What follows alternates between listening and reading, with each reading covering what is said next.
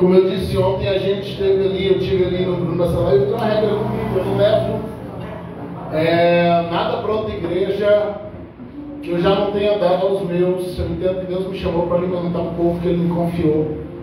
Então sempre que eu vou para outro canto, eu levo algo que eu já ministrei aqui. Quando eu prego em outro lugar, algo que eu sou desafiado pelo tema, e tem que ser algo que eu não preguei ainda na casa, eu trago para aqui depois.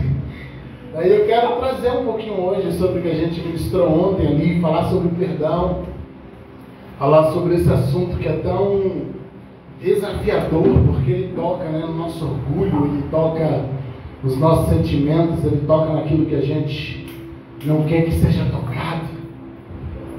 E eu quero falar um pouco sobre isso hoje. Aí eu quero que tá baixo, aqui tá alto. Só um tiquinho aí, por favor. Aleluia. Eu quero ler com vocês Mateus 4, versículos 2, 3 e 4, depois a gente lê o 11. Um texto nada a ver com perdão. Eu quero que você esteja hoje desarmado, você esteja hoje aberto para ouvir o que Deus tem para falar dentro desse tema. Nós vivemos ali ontem, foi algo sobrenatural da parte de Deus. Aí eu louvo a Deus porque eu vi muitos irmãos pegando o microfone, se reconciliando uns com os outros. No final daquela noite, eu voltei para casa louvando a Deus pelo que Ele fez, porque Ele que faz. Eu quero de coração que você esteja tão aberto quanto hoje para ouvir o que Deus tem a falar, para receber o que Deus tem para te dar. Porque eu entendo que grandes coisas o Senhor tem para nós e nós só precisamos estar receptivos a isso. Para a glória do Senhor. Vamos ler esse texto que fala da tentação de Jesus. Versículos 2, 3 e 4 diz o seguinte: tendo jejuado 40 dias e 40 noites, versículo 2 de Mateus 4, depois teve fome. E chegando-se a ele o tentador, disse: se tu és o Filho de Deus, manda que essas pedras se tornem pães. E ele, porém, respondendo, disse: está escrito, nem só de pão viverá o homem, mas de toda a palavra que sai da boca de Deus. Versículo 11, vamos dar um salto. Então o diabo deixou, e eis que chegaram os anjos e o serviram. Talvez você esteja perguntando, dizendo: pastor, o que tem a ver isso com perdão? Foi exatamente esse texto que eu li ontem. Porque é um texto de fato que não fala de perdão, não tinha nada de o diabo perdoar Jesus, nem Jesus perdoar o diabo. Mas a parte boa dessa pergunta é que eu vou deixar para te responder lá no final da mensagem. Então a gente lê um texto que não tem nada com o tema e a gente ignora o texto, daqui a pouco a gente volta para o texto, pode ficar tranquilo. A gente não vai fazer uma exegese, que a base da exegese é ler texto e esquecer texto, né? Mas a gente vai voltar a falar isso. Amém? E a gente vai voltar a falar nele no instante. Mas eu quero já iniciar falando um pouquinho dessa temática das mágoas, dos ressentimentos que às vezes acham morada no nosso coração, que acham abrigo dentro de nós por conta de feridas que às vezes nos causamos e às vezes são causadas em nós. E o que é ressentimento? Eu aprendi isso na matéria de cura interior da minha esposa, a pastora Daniela. O ressentimento é uma indisposição de perdoar. É quando eu me torno indisposto a liberar o perdão, quando eu não estou pronto ou não estou desejoso de liberar o perdão para algo que me feriu, para algo que me machucou, para algo que me tirou o meu chão em um determinado momento, seja o que foi falado ou o que foi feito, mas eu guardo aquele ressentimento que não é apenas a mágoa, mas a indisposição de botar um fim naquele problema. E o mais legal do ressentimento é porque normalmente, ou o mais ruim dele, né, a gente não admite isso, e a gente costuma dizer: não, mas eu estou sarado, eu estou curado, eu não tenho nada contra, eu só não quero ver cara. Eu não tenho nada contra, sim, se eu vai na rua eu atravesso, mas meu coração, pastor, está tudo em paz. Se eu ouvir o nome, eu só com fogo, mas não, mas eu estou bem. E a gente vai percebendo que a gente vai fazendo uma negativa do problema, e essa negativa, ela vai nos impedindo de ser curado. Porque à medida que eu vou negando o problema, eu vou tornando inviável. Eu vou blindando fechando portas que impedem Deus de atravessá-la para realizar uma cura no meu coração. Para realizar uma cura dentro de mim, por quê? Porque eu já começo com a negação do problema. Então, se eu não consigo ter uma negação, se eu não consigo ter uma afirmativa, um reconhecimento do problema, eu não consigo também ter uma solução para ele. Se a gente vai para a carta de Jesus à igreja de Éfeso, ele começa dizendo: lembra-te de onde caíste, arrepende e volta às primeiras obras. A lembrança de onde caiu é primeiramente o reconhecimento de que caiu. Quando eu lembro de onde eu caí, automaticamente eu estou admitindo que caí. Então essa falta do reconhecimento impede que haja arrependimento e naturalmente impede que haja cura. E o que isso traz para o meu corpo no plano físico? Colocando apenas no plano físico, vai produzir problemas nervosos, insônia, enxaqueca, esgotamento, pressão alta, arritmia cardíaca, úlcera e no plano final câncer. Nem todo câncer tem origem em questões de mágoa do coração. Agora, existem situações em que a pessoa sem predisposição genética alguma desenvolve um problema por causa de iras, por causa de mágoas, por causa de ressentimentos acumulados que vai guardando e guardando e guardando, e isso que estava até então afetando o teu espírito, afetando a tua alma, agora começa a afetar o teu corpo. Se a gente tem um problema no pé, irmãos, é só o pé. Se você tem um problema na mão, é só a mão, ainda que isso te atrapalhe bastante. Mas quando o problema está na mente, isso vai afetar todo o teu corpo. Verdade. Porque o cérebro é uma central de comando. É verdade. Se o problema estiver na minha mente, que a Bíblia vai chamar de coração, na verdade ele não fala do coração físico, mas da minha mente, do meu raciocínio. Se o problema estiver lá, todo o meu corpo vai ser naturalmente afetado. Então a gente vai guardando isso, seja aquele ressentimento que a gente às vezes nem quer sentir, mas sente. Quantas coisas que a gente ora dizendo: Senhor, eu não queria ter mais essa ferida.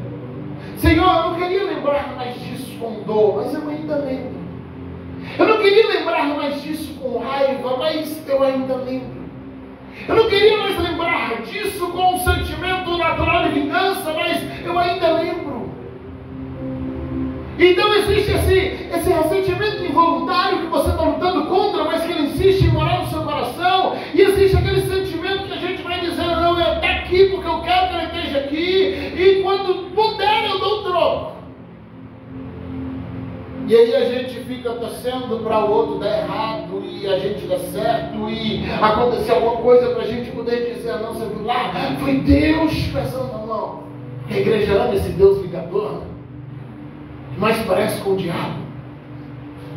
Não foi Deus fazendo, é porque tocou em mim. E não, Deus não está por aí para trabalhar com teu pistoleiro. Ele é Deus, teu trono está acima de todos os tronos. Ele reina acima do universo, ele não é meu funcionário. Então preciso buscar de Deus essa cura, por quê? Porque as mágoas dentro de nós, ela é como um câncer. Se não tratada, ela vai crescer, e ela vai te consumir, e ela vai te levar a uma morte espiritual e também física.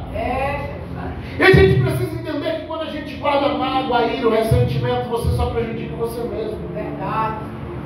Você já teve naquele culto, eu sei que todo mundo já. Não vai brincar de anjo comigo, não, bicho. Você chegou aqui com muita raiva, em outro lugar, com muita raiva de alguém, você jogou.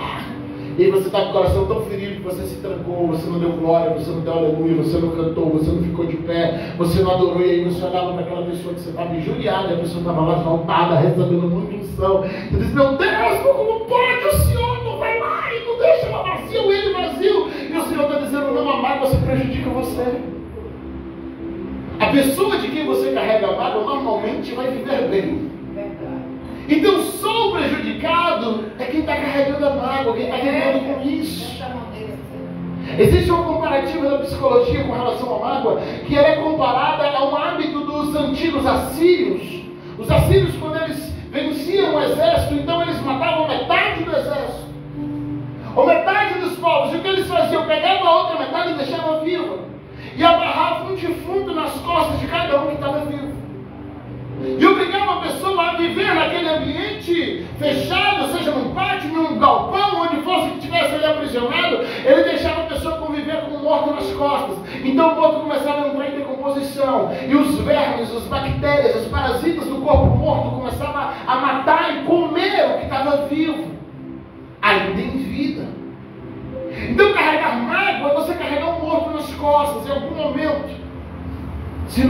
no primeiro momento, nos momentos subsequentes, as bactérias, as larvas, as podridões do corpo morto vai começar a comer teu corpo. E isso traz problemas que a gente precisa dizer: Senhor, eu não quero isso para a minha vida, porque eu descobri que isso está fazendo mal, é para mim. Não está fazendo mal para outra pessoa, está fazendo mal é para mim. Porque a mágoa é só o primeiro estágio, depois ela vai virar um ódio, que por sua vez, se o diabo conseguir te dominar por completo, ele transforma isso no plano de vingança. E quando a gente sai para se vingar, a gente faz algo que é igual ou pior a ação daquilo que a gente afirma está combatendo. Então eu vou me vingar porque o que fulano fez não tem perdão, e eu vou lá e faço a mesma coisa, ou faço algo pior, e eu me torno igual, mas eu estou combatendo ele porque o que ele fez é errado, mas eu estou fazendo igual, ou eu estou fazendo pior. Então você percebe que a mágoa agora está me mudando, ela está me transformando em alguém que eu não suportava ser. E como eu detecto que isso está no meu coração, quando começa a aflorar sentimentos de amargura, sentimentos de tristeza, sentimentos que te mantêm o tempo todo para baixo, sentimentos de ira, quando isso atrapalha a tua adoração, quando isso atrapalha de cultuar, quando isso te atrapalha de servir a Deus, quando isso te atrapalha de viver em sociedade, quando isso te atrapalha de desfrutar de um momento bom, quando isso começa a te impedir de viver situações que iriam trazer refrigério, alegria, bênção, mas agora isso está te impedindo, está te afastando. E o que isso diz? Me diz que eu estou sendo conduzido por mágoa, por ira, por ressentimento, e essas coisas não podem ser o condutor da nossa vida. Não pode nos conduzir, não pode nos levar para onde quer que nos leve. Independentemente do que aconteceu, independentemente do que fizeram, eu preciso ser conduzido pelo Espírito Santo, porque a Bíblia diz que assim são os filhos de Deus, eles são guiados pelo Espírito Santo. Eu não posso ser conduzido pelo meu coração, eu não posso ser conduzido pela minha alma, eu não posso ser conduzido pelo ressentimento, pela mágoa, pela ferida. Quem precisa me conduzir é o Espírito de Deus. Então, quando eu começo a perder coisas boas por causa das feridas, eu preciso acender um alerta e dizer: opa, já não é mais o Espírito Santo que está conduzindo a minha vida. Quando eu começo a deixar aflorar sentimentos negativos dentro de mim, eu preciso acender uma luz vermelha e dizer: ei, já não é Ele que está me conduzindo. Porque agora eu estou deixando de viver coisas que Deus queria que eu vivesse. E deixa eu te dizer algo: a mágoa é uma brecha para o inimigo. A mágoa é uma porta de entrada para o domínio de Satanás. Para ele dominar a mente, para ele dominar o coração, para ele dominar a sua vida, para ele te jogar para baixo. Porque chega uma hora que você começa a se revoltar até com Deus, porque Deus não vinga a sua causa. Porque Deus não vai lá e resolve como você esperava que Ele fizesse. Então vai se tornando uma brecha para o inimigo agir, e ela vai nos levar a fazer aquilo que a gente mais odia, mais odeia. Por meio da mágoa, o inimigo nos conduz e ele nos faz fazer exatamente o que a gente está combatendo. Você percebeu que a vingança é sempre no mesmo nível, no nível maior? Então eu estou combatendo um erro, mas eu vou lá e cometo um erro de nível igual ou de um nível maior. Você já percebeu? Eu já falei isso algumas vezes no seminário. Lembra aí, não precisa contar aquele defeito de personalidade que seus pais tinham. Eu não falo de falha de caráter, porque isso é pessoal e falha de caráter não se desenvolve. Mas aquele defeito de personalidade, que é diferente de caráter, que você cresceu falando assim: eu odiava isso quando minha mãe fazia. Olha os pavões quando meu pai faz isso que eu odeio. Só que hoje a maioria da gente tem suas próprias famílias e sem perceber a gente está fazendo exatamente a mesma coisa. Eu odiava quando minha mãe me tratava daquele jeito, mas hoje você tem filhos e você está agindo exatamente como ela. E por que isso aconteceu? Porque aquilo te feriu tanto que hoje está conduzindo a tua personalidade. Isso não conduz o teu caráter, mas conduz a tua personalidade, conduz suas ações, conduz suas decisões. E é nessa hora que a gente precisa acender o alerta e dizer: mas Senhor, eu passei minha infância, adolescente e juventude criticando eles por isso, e eu estou fazendo. É a hora que a gente para e diz: mas espera aí, não era o Espírito Santo que tinha que me conduzir, então tem uma ferida me conduzindo. Não era o Espírito Santo que tinha que me conduzir, então tem uma atitude dos meus pais me conduzindo. Tem uma atitude de alguém que eu amei muito, confiei e traiu a minha confiança, e agora essa atitude está me conduzindo. Você vai para a história de Abraão. Abraão tem 2 filhos. É óbvio que havia um propósito espiritual ali, mas por propósito ou não, em algum momento Abraão tem que desprezar um filho e amar outro, cuidar só de um. O Isaac cresce, ele tem 2 filhos, o que ele faz? A Bíblia diz que ele amava o Esaú e ele rejeitava o Jacó. Aí o Jacó cresce, e o Jacó era a vítima dessa vez, porque para Isaac era fácil fazer isso. Ele não conhecia a dor da rejeição, ele era o filho amado, mas Jacó foi o filho rejeitado. Então Jacó tinha de tudo para crescer e dizer: Senhor, eu nunca vou fazer divisão entre meus filhos, porque eu sei a dor da rejeição. Mas quando Jacó cresce, ele ama um e rejeita os outros 11. Porque eles vão sendo conduzidos pela ferida. Aquilo que eles odiou na atitude dos pais, eles estão repetindo. Eles estão fazendo. Eles estão agora replicando essas atitudes. E mesmo na hora, lá na frente do Jacó abençoar os filhos do José, e o Jacó começa a abençoar um, e José diz: não, pai, eu quero que você abençoe mais um outro. E a gente percebe que o José está fazendo a mesma coisa. Porque isso vai passando de geração em geração, até que alguém percebe e diga: eu não quero ser mais assim. Eu não quero ter mais essas atitudes. Eu não posso ser conduzido pelas minhas feridas. Eu preciso ser conduzido pelo Espírito Santo. E qual é a única maneira de eu quebrar esse domínio, essa condução do diabo, essa condução do inimigo? É eu começar a liberar perdão, liberar pessoas de culpa, e isso fazer em oração, verbalmente, colocar para fora, porque a boca vai falar do que o coração está cheio. E dizer: Senhor, eu libero meu pai da culpa, eu libero a minha mãe da culpa, eu libero aquele ex-namorado da culpa, aquela ex-namorada, porque às vezes tem pessoas que hoje estão casadas, muito bem casados, mas ainda trata seu cônjuge com tantas ressalvas, com tanto pé atrás, porque há 10 anos atrás foi destratado por alguém que você amou e te jogou fora. Então hoje, sem perceber, o teu subconsciente fica dizendo: não confia demais não, não se entrega não, porque em algum momento vai te abandonar também, em algum momento não vai te tratar bem também.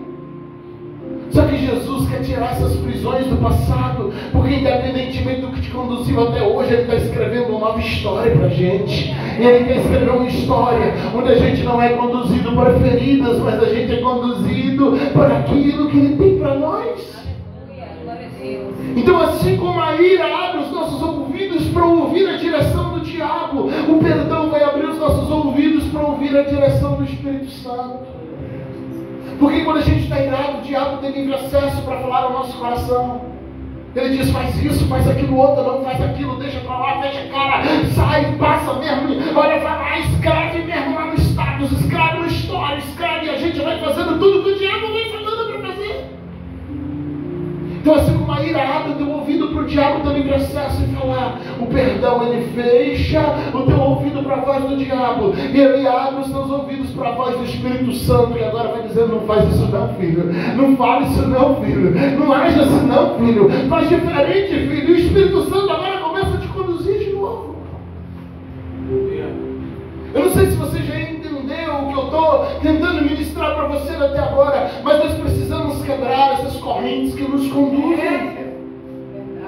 E entender que isso nunca teve a ver com o coração de quem nos feriu, isso tem a ver com o nosso coração.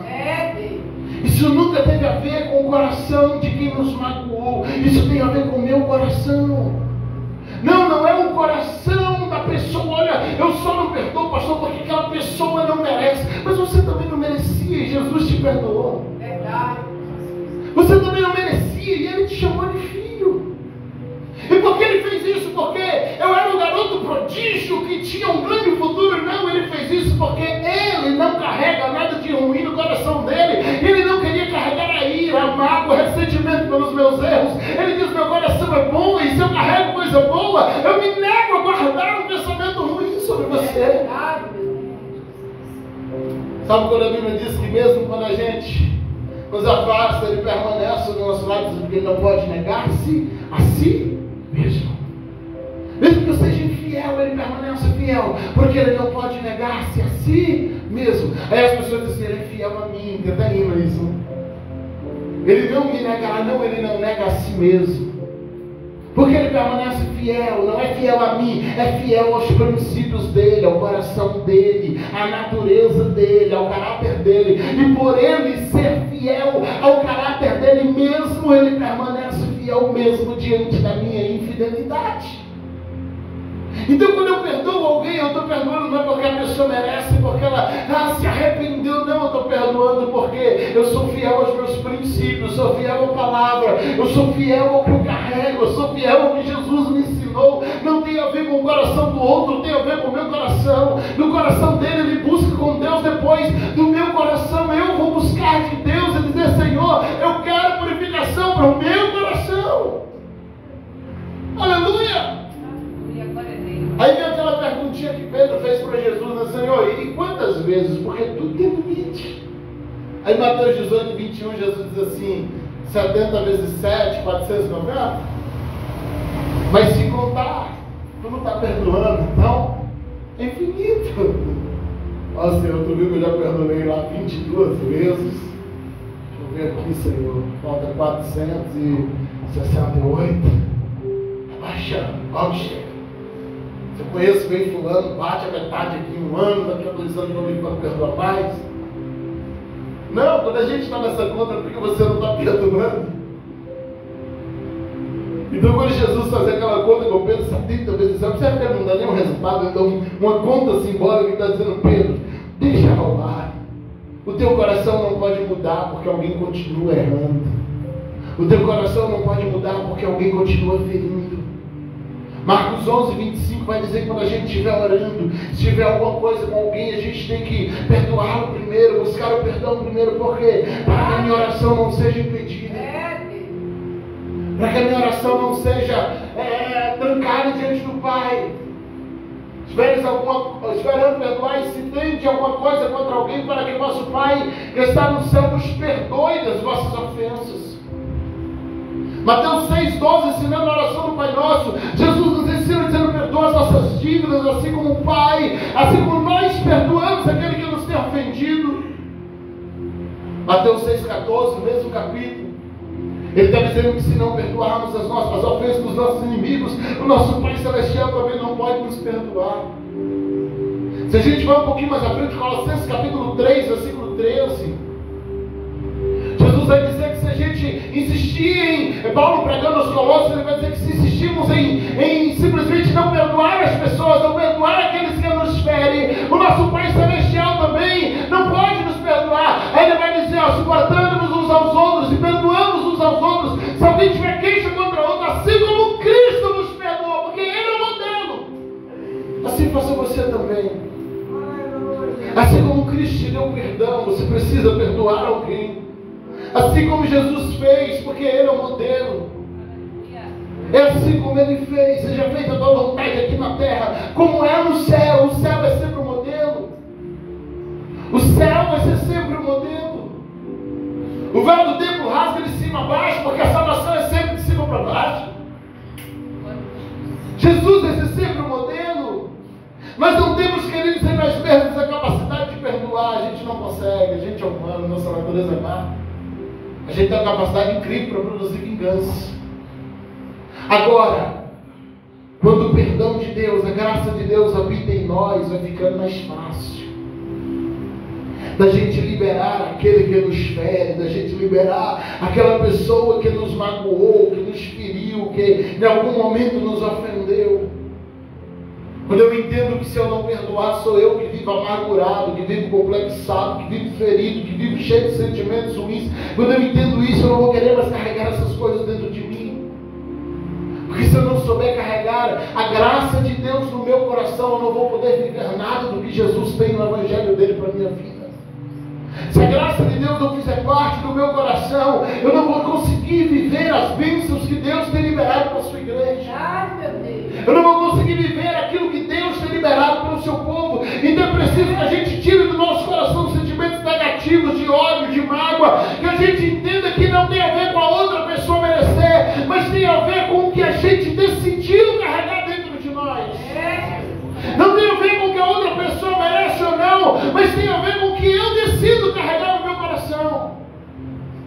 Afinal de contas, não é minha obrigação purificar o coração do outro, é minha obrigação purificar o meu coração. Sobre tudo que se tem que guardar, guarda o teu coração. Não é minha obrigação purificar o coração da outra pessoa, é minha obrigação purificar o meu coração. Então eu decido o que carrego dentro do meu coração. Verdade. Como eu já disse, Deus não nos perdoa porque a gente merece, Ele nos perdoa porque Ele decidiu não carregar nada ruim no coração dele. Então quando eu decido insistir com a mágoa, com a ira, com o ódio, isso vai falar mais sobre mim do que sobre quem feriu. Quando eu decido insistir magoado, ferido, fechado, trancado, isso vai falar mais sobre mim do que sobre quem me feriu. Isso revela mais meu coração do que o dele, porque cada um vai dar aquilo que tem.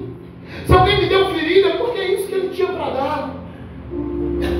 Se alguém me deu feridas, me deu pedras, é porque é isso que ele tinha para dar. Agora eu preciso decidir o que eu tenho para dar. Porque se eu filho de volta, isso está falando sobre o que eu tenho e não sobre o que ele tem. Se eu jogo de volta, eu estou falando sobre mim, não estou falando sobre ele. Então quando eu dou mágoa, eu dou ódio, isso tem a ver com o que o meu coração carrega. Aí eu li lá no início a história da tentação de Jesus, pelo menos uma das tentações, Mateus 4, versículos 2, 3 e 4. Ele disse que Jesus foi tentado, teve 40 dias no deserto de jejum. Versículo 2 começa dizendo que passando esses dias Jesus teve fome. Ele começa com muita fome. E aí o diabo aparece. Deixa eu perguntar para você aquela perguntinha que a gente aprendeu lá na escolinha das crianças. Quem lembra o que o diabo ofereceu para Jesus? Oi? Sério? Ninguém sabe, irmãos? A gente vai voltar a fechar o culto, fazer a escola bíblica. O que o diabo ofereceu para Jesus? Pão. É isso? É ou não é? Estou achando que está todo mundo na dúvida. Foi isso ou não foi isso? Não lembro que é isso. Bora lá para o texto, Mateus 4. Não sei se é o versículo já 2 ou 3. E chegando a ele, o tentador disse: Tu és filho de Deus, manda que estas pedras se tornem pão. Não tinha pão na matemática, tinha pedra. O diabo espera que Jesus transforme em pão, mas ele só consegue oferecer pedra. Pedra seca do deserto. Por que o diabo não oferece pão? Porque ele não tem pão para dar. Ele oferece pedra. O que o diabo carrega? Pedra. Seco, não alimenta, fere. Então ele chega para Jesus e diz: Olha, se tu é filho de Deus, pega o que eu carrego e transforma em pão. Só que Jesus não usa matéria-prima do diabo. Ele não tem pão para oferecer, ele tem pele, ele vai oferecer o que ele tem. Você acha que se o diabo pudesse, ele não ia fazer uma fogueira e botar pães quentinhos ali em cima e dizer para Jesus? Era muito mais fácil tentar Jesus. Dizer: ó, come. Jesus, era a tentação do mesmo jeito. Jesus estaria comendo pão com o diabo amassou, como a gente diz. Mas nem querendo, ele não consegue. Ele oferece o que ele tem. Ele diz: pega a pedra, transforma em pão. Agora, quando a gente vai para o versículo 11, que a gente leu por último, a Bíblia diz que quando o diabo sai, os anjos vêm e servem. Eu tenho certeza que os anjos não deram pedra para Jesus, eles deram pão. Porque o diabo tinha pedra para dar, mas os anjos tinham pão. O diabo dá do que tem, ele só tinha pedra seca, mas os anjos tinham pão. Os anjos tinham alimento. Os anjos tinham algo que sustentaria Jesus. Então a gente precisa se perguntar sobre o que a gente tem para dar. É pedra ou pão? A gente alimenta ou fere? O que eu carrego, aquilo que eu ofereço, referencia se o meu modelo é o céu ou o inferno. Porque isso não tem a ver com quem está diante de mim, isso tem a ver com o meu coração. Isso não tem a ver com a pessoa que me feriu, isso tem a ver com a minha vida. Então eu preciso entender e decidir qual é o meu modelo. Ah, pastor, alguém me ofereceu pedra e eu ofereci pedra de volta. Não, se o seu coração é angelical, é celestial, você vai servir pão, como no versículo 11. Mas se o seu coração está sendo conduzido por princípios do inferno, você vai devolver pedra. Lembra do Davi? O Davi, ele está dentro de uma tenda tocando para o Saul, e o Saul pega a lança e começa a jogar no Davi. E o Davi, se ele quisesse guerrear contra o Saul, ele tinha vencido o gigante. Davi nunca conheceu derrota. Quando ele quis casar com a filha do Saul, ele trouxe 200 prepúcios de 200 filisteus que ele guerreou sozinho e trouxe. E entregou como pagamento, como dote para aquela menina. Mas ao invés de atirar a lança de volta no Saul, Davi simplesmente sai e foge. A gente fala, não, mas ele não quis tomar foi o trono. Então lá na frente ele está no trono. E agora levanta Absalão, e Absalão está atirando lança no Davi. E o Davi podia tirar a lança de volta, ele é o rei. Mas ele não atira, ele levanta e foge. Aí no caminho o Simei está jogando pedra. E aí o Joabe diz, Senhor, eu vou matá-lo. E Davi diz, não, deixa. Porque o coração do Davi servo era o mesmo coração do Davi rei. Nunca teve a ver com o trono, tinha a ver com o coração de Davi. E é por isso que Deus está dizendo, ele é segundo o meu coração, mesmo cometendo tantos erros. Porque ele era o mesmo quando estava lá sendo servo, ele era o mesmo quando estava sendo rei. O coração dele não mudou. O Davi está dizendo, se eu atirar uma lança de volta, pode até ser humanamente justificável, mas isso só vai revelar teu coração. Não é porque o diabo me ofereceu uma pedra que eu vou dar uma pedra de volta para ele. Não é porque o diabo me ofereceu areia que eu vou jogar areia de volta. Não, eu vou decidir o que eu carrego dentro de mim. Eu decido o que sai do meu coração. Existe um versículo que diz que do coração saem todas as saídas da vida. E existe um versículo que diz que do coração saem todos os pecados. Aí diz, a Bíblia está se contradizendo, pastor. Não, a Bíblia está dizendo que existem dois tipos de coração. Você escolhe qual é o que está dentro de você. Tem um que sai saídas de vida, e tem um que sai adultérios, fornicações, pecados, intrigas. Eu decido qual é o coração que eu carrego dentro de mim. E como eu faço para vencer isso? Perdoa, mesmo que a ferida foi grande demais. Peça perdão mesmo quando você está certo. E essa é a hora que o nosso orgulho grita e diz, isso não. Perdoa mesmo quando a ferida passou dos limites. Peça perdão mesmo que você era o certo da equação. E por que eu faria isso? Porque isso não tem a ver com a outra pessoa, isso tem a ver com você. Isso não tem a ver com quem me feriu, isso tem a ver comigo. Isso não tem a ver com a pedra que o diabo me ofereceu. Isso tem a ver com o modelo que eu sigo para o meu coração. E o meu coração está no versículo 11 do capítulo 4, dos anjos que oferecem pão. E não no versículo 3, do diabo que oferece pedra. E o que é perdoar, pastor? É liberar a pessoa da culpa. Quando você tem coragem de orar dizendo, Jesus, se o Senhor tinha plano de punir, não punha mais. Ainda que esse não era o projeto. Às vezes a gente precisa verbalizar algumas coisas para fazer sentido na cabeça. Sabe, Senhor, se em algum momento o Senhor tinha plano de fazer alguma coisa, não faça mais. Sabe, Senhor, se em algum momento o Senhor... Não, eu libero essa pessoa de qualquer responsabilidade. Lembra de Jesus na cruz, olhando para os soldados e dizendo, Pai, perdoa eles. O Estevão sendo apedrejado, dizendo, Pai, perdoa eles. Oh, isso é difícil. Sabe? É olhar para as pessoas e dizer, Jesus, eu estou liberando elas da culpa. Mesmo esses traumas que eu carrego para a minha vida inteira, eu estou liberando essa pessoa da culpa. Eu não quero, Deus, que nada de ruim lhes aconteça. Eu lembro quando a gente estava passando algumas situações de liderança no início do ano passado. E alguém falou assim, fica tranquilo, Jesus. Deus vai colocar a mão e vai trazer justiça. Deus vai dizer, eu falei, mas eu não quero que Ele faça nada. Eu quero que Ele me abençoe. Mas eu não quero que Ele... Não, eu não preciso que Deus leve eu e outra pessoa no tribunal para decidir quem era o certo. Eu preciso decidir que o que eu carrego é mais importante. Eu estar com o que Deus me deu do que Deus tire qualquer coisa que Ele deu para outra pessoa. Não, queridos, no reino tem espaço para todo mundo. No reino tem espaço para todos. Então o perdão vai nos tornar livres em Deus. Quando eu libero meu irmão, eu me torno livre. Lembra do Jó? Aqueles camaradas feriram o Jó. Eu não sei quanto tempo durou aquela visita, mas uma visita assim. Feriram. De repente Deus chama Jó e eles olham para os seus amigos.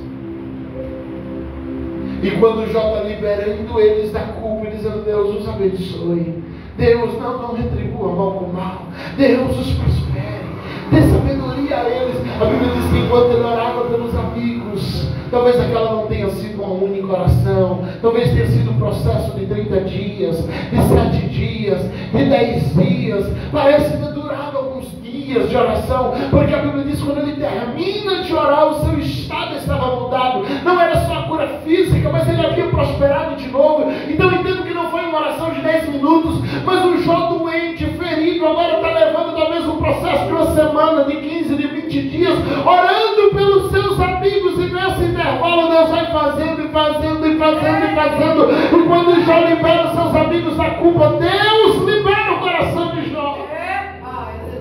Aleluia! Perdão é libertação, queridos. Da amargura que nos traz doenças no corpo. Mas só perdoar e esquecer, não, porque perdão não é amnésia, mas é você conseguir lembrar sem sentir dor. Verdade. Quando a lembrança ainda me fere, porque mesmo que eu negue, aquilo ainda está lá. Quando a lembrança ainda me fere, quando a lembrança ainda me dói, é porque mesmo que eu negue, ainda precisa algo ser liberado. Quando eu conseguir lembrar sem sentir dor, quando eu conseguir ver sem ressentir, quando eu conseguir estar no mesmo ambiente sem me incomodar, então eu entendo que o meu coração conseguiu liberar esse perdão. Então eu preciso entender que eu preciso perdoar no padrão de Deus. E como eu vou conseguir isso no meu coração? Ore. Orando, falando com Deus. É a gente fazer orações realistas e dizer: Deus feriu, Deus magoou. Não é Deus gira a roda e eu vou ficar em cima e ele vai ficar embaixo. Não, mas oração Deus não atende. Você tem orações que falam a seu respeito. É difícil quando a gente está ferido, a gente dobrar o joelho e não tocar o nome do outro, né? Chega: Senhor, eu não vim aqui falar sobre a atitude de A ou B, eu vim aqui falar sobre o meu coração. Meu coração hoje está mal, Jesus. Meu coração hoje, tudo que eu queria era que o carro atropelasse aquele irmão, Pai. Pai, tu tem que falar com Jesus. Sabe, mas não é por nada não, mas se ela amanhecesse no hospital amanhã, Deus, eu ia ficar bem feliz. Mas no fundo, eu não quero que ela vá para o hospital, eu queria era que eu perdoasse. Sabe, Deus, não é por nada não, mas só uma doençazinha, só para poder entender que mexeu comigo, que mexeu com Deus, eu ia ficar feliz, Senhor. Mas, Senhor, já viu Jesus no Getsemane? Ele começa a fazer 2 orações paralelas. Pai, se possível, passa de mim esse cálice, todavia, Pai, não passa não. Deixa vir do jeito que o Senhor planejou. Pai, se possível, me livra, mas Deus, olha, eu sei que seja feita a tua vontade e não a minha. Às vezes a gente precisa apresentar essas 2 orações. Dizer: Senhor, minha carne, tudo que quer, aquele irmão se quebrar no meio, Pai. Mas o meu espírito está dizendo que é eu que preciso mudar. Minha carne, tudo que quer, Pai, é que o Senhor faça e aconteça. Mas o meu espírito está dizendo que é o meu coração que precisa ser tratado. Minha carne, tudo que quer, Senhor, é que o Senhor faça alguma coisa. Mas o meu espírito está dizendo que é eu que preciso ser mudado. Se abra com Deus sobre suas dificuldades. Se abra com Deus sobre as dificuldades que tu tem de liberar o perdão, de simplesmente falar com Deus: Deus, eu não estou conseguindo. Quando eu olho para aquele irmão, para aquela irmã, Pai, eu ainda sinto um monte de ressentimento, eu ainda sinto um monte de coisas. Deus, eu não queria carregar isso dentro de mim, mas ainda está lá. E aí você apresenta a Deus um desejo real de que mude, de que isso saia, de que isso não te conduza. Você apresenta um desejo real de que isso não seja a realidade da sua vida. Nunca espere que alguém te peça perdão para você poder perdoar. Nunca espere que alguém vá lá te pedir perdão para você perdoar. Como eu disse, isso não tem a ver com o coração do outro, tem a ver com o meu coração. Cada um tem que cuidar do seu coração, porque a salvação é individual. E aí agora eu vou te desafiar para algo ainda mais difícil. Nunca deixe a pessoa ser a primeira a pedir perdão. Vai lá e peça antes. Transforme isso numa corrida. eu vou pedir primeiro. Aí tua carne está dizendo, vai nada, é tu que está certo. Se é tu que está certo, como é que você vai pedir? E você vai dizer, não, eu vou pedir por ter me magoado. Essa é a hora que cumpre Gálatas 5, que teu espírito e tua carne começa a guerrear aí dentro. Você não diz que tem que fazer, o que diz eu não faço. Aí você diz, não, o certo é esse. A carne diz, não, isso aí vai botar você para baixo. Isso aí, a carne e o espírito da gente entra em guerra quando a gente ouve essas coisas. A gente começa a dizer, Senhor, eu sei o que eu preciso, mas eu não vou fazer. Sabe, deixa eu te dizer algo. Lembra do diabo oferecendo pedra, os anjos oferecendo pão. Cada um vai dar aquilo que tem. Então a principal pergunta que a gente tem que fazer hoje é: o que verdadeiramente eu tenho? O que verdadeiramente eu carrego? Porque quando eu decido que eu quero carregar, eu vou para o joelho e digo, Deus, transforma isso numa realidade. Transforma isso numa realidade, Deus. Transforma isso dentro de mim em algo real. E quando eu consigo fazer isso, quando eu conseguir fazer isso, vai haver cura, vai haver paz, vai haver sono tranquilo, vai haver liberação de bênçãos, vai haver libertação, vai haver uma série de prosperidades na minha vida, vai haver desprendimento de coisas que estavam travadas, que estavam me prejudicando, que estavam me travando num canto qualquer, e eu estava, meu Deus, com a vida toda amarrada, e de repente a vida começa a se desamarrar, porque a gente, quando libera o coração, você libera o corpo, você libera o teu espírito, você libera a sua alma para viver no sobrenatural de Deus. Isso nunca vai ter a ver com prejudicar meu irmão, tem a ver com quanto me prejudica. Isso nunca vai ter a ver com quanto meu irmão merece ou não, tem a ver com quanto me prejudica. Eu quero te desafiar a orar hoje. A gente já vai orar daqui a pouquinho. E você apresentar a Deus essa guerra que durante a mensagem começou a ser travada aí na tua cabeça. Assim como muitas já travaram aqui na minha mente, dizendo, não, mas é esse aqui sim, esse não, esse aqui merece, esse aqui não merece, e a nossa carne começa a fazer conta. Eu sei que nas a gente é gente, não é? Ou já tem alguém que já está no padrão de anjo aqui? É todo mundo humano ainda? Então eu sei que tu lembrou de um bocado de coisa durante a mensagem. E teve algumas que você lembrou que sua carne gritou dentro de você, dizendo, esse não. Aquele pode até ser, mas esse não.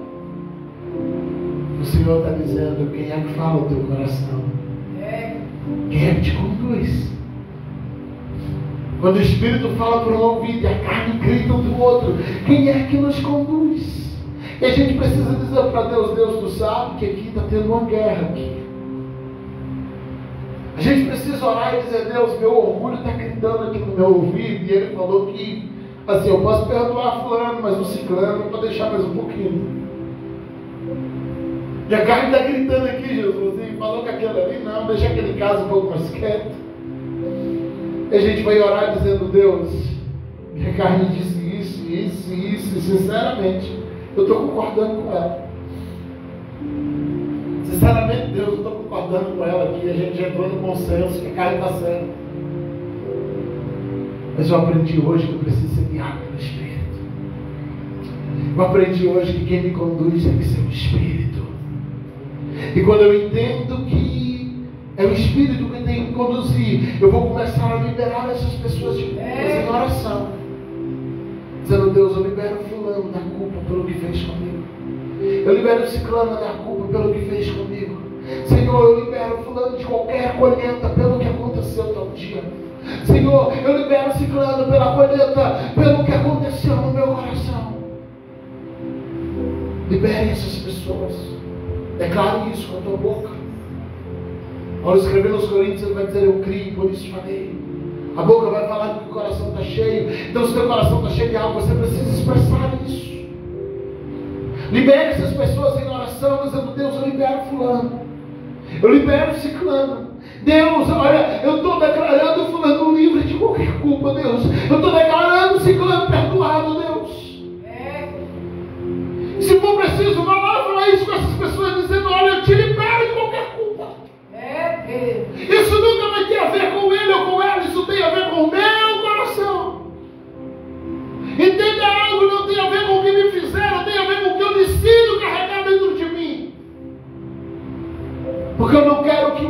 me conduza, que uma ferida conduza a minha paternidade com meus filhos, que uma ferida conduza a minha vida diária com minha esposa. Eu não quero que uma ferida nas minhas lideranças antigas conduza o meu pastoreio. Eu preciso decidir não carregar essas coisas para que eu não me torne um Saul. Para que eu não me torne um Saul quando eu estiver no trono e um dia, sem perceber, sentar no trono e começar a tirar lanças. Para só minutos depois se dar conta de que eu estou repetindo o padrão. Então eu preciso orar dizendo: Deus, eu libero qualquer pessoa que me feriu e eu preciso dar nome a elas. Eu preciso declarar pessoas perdoadas. Eu preciso fazer isso diariamente. Eu declaro fulano perdoado. E aí lá na frente a dor vai querer voltar porque a carne é traiçoeira, o velho homem. A gente enterra ele na água do batismo. Pior que o sujeito sabe nadar. Ele sabe por onde porta e quem tenta acompanhar a gente a vida inteira. Ele fica dizendo: não te matei, miserável. Ele diz: mas eu sabia nadar e saí pelo outro canto da lagoa. Ele tenta perseguir a gente a vida toda. Parece que não morre. Sepulta vivo e ele feito um tatu, sai da cova. Então quando bater na porta de novo, você diz: Senhor, tu sabe que eu já liberei. Tu sabe que eu já perdoei. Vai ter dias que a gente vai ter que falar coisas para poder convencer o nosso coração. Lembra do Pedro? Jesus diz: Pedro, tu me amas? E Jesus pergunta ali a palavra ágape. Um amor incondicional. Um amor que está acima de qualquer coisa. Ele diz: Pedro, tu sente um ágape por mim? E o Pedro em grego responde: Senhor, eu sinto filha. Filha é um amor de amizade que exige uma troca e que em algum momento acaba. Pedro, na verdade, não sentia um amor filha por Jesus, ele sentia um ágape, mas ele não tinha coragem de falar isso porque ele traiu. Como eu dizer que sinto um ágape incondicional se eu acabei de trocar ele pela minha vida? Como eu vou afirmar isso? E Jesus olha nos olhos dele de novo, e é uma pena que no nosso português ficou tudo muito parecido e redundante. Seria melhor se tivesse ficado original para a gente, porque Jesus olha de novo e diz: Pedro, mas você sente um ágape? Ele diz: Senhor, eu sinto filha. E Jesus pergunta a terceira vez: Pedro, tu sente um ágape por mim? Um amor incondicional? E Pedro diz: Senhor, tu sabes. Eu só não consigo falar. Eu não tenho coragem porque eu acabei de fazer tudo ao contrário. Mas tu sabe que lá no fundo, meu amor por ti nunca teve prazo de validade. Jesus diz: apacenta minhas ovelhas, Pedro. Porque não tem a ver com o erro que você comete, tem a ver com o que você age depois do erro. O Judas também errou, mas ele saiu para se enforcar, para negociar com os religiosos. Pedro voltou para o cenáculo e foi chorar com os discípulos. Então, quando a gente entende isso, a gente abre o nosso coração para Jesus produzir mudança. Eu quero orar com você agora. Eu não vou me estender mais, mas eu quero orar pelo seu coração. E você ora pelo meu também, ou a gente cada um faz isso por si. Acho que é muito mais fácil. E a gente pedir para o Senhor, dizendo: gera mudança. Gera mudança. Lembra aí agora, em nome de Jesus, os nomes de tantos quantos você precisa liberar o perdão. Lembra esses nomes, lembra para que isso se torne realidade. Fala com Deus aí agora, em nome de Jesus. Não espere orar por você. Não espere orar por você, mas comece a orar e dizer: Deus, isso precisa ser uma realidade na minha vida. Deus, isso precisa ser uma realidade dentro de mim. Isso precisa ser uma realidade no meu coração. Você pode falar com Ele: Espírito Santo, eu sei que Tu nos toca agora, Jesus. Eu sei que Tu nos toca agora, Jesus. Eu sei que enquanto eu estava aqui, o Senhor nos trouxe à memória muitos nomes, muitas situações, causas que vão desde a nossa infância até os dias de hoje, Pai. Ah, Espírito Santo, mas eu clamo pelo Teu toque agora. Eu decido não carregar mais esses sentimentos dentro de mim, Pai. Eu decido não carregar mais essas feridas, Deus. Eu decido que o meu coração seja diferente daqui para frente. Eu decido que o meu coração seja outro daqui para frente. Ah, Espírito Santo, toca dentro de mim agora. E se houver mais alguém orando por si mesmo, agora Jesus toca dentro dele ou dela também. Não nos deixe viver ressentidos, Pai. Não nos deixe viver nos ferindo, Pai. Arranca de nós a sensibilidade. Arranca de nós essa sensibilidade negativa que faz a gente viver ferido a vida toda. Faz a gente viver se ressentindo a vida toda. Tudo nos fere, tudo nos magoa. Nos ajuda, Jesus, a ter maturidade para conseguir passar a vida decidindo: eu não vou carregar dentro de mim nenhum sentimento negativo. Eu não vou carregar dentro de mim a ira. Eu não vou carregar dentro de mim a mágoa. Eu não vou carregar dentro de mim o ódio. Eu não vou carregar dentro de mim essas coisas negativas, Pai. Isso é uma decisão, Deus, e nós decidimos agora. Nós decidimos viver, Pai, aquilo que só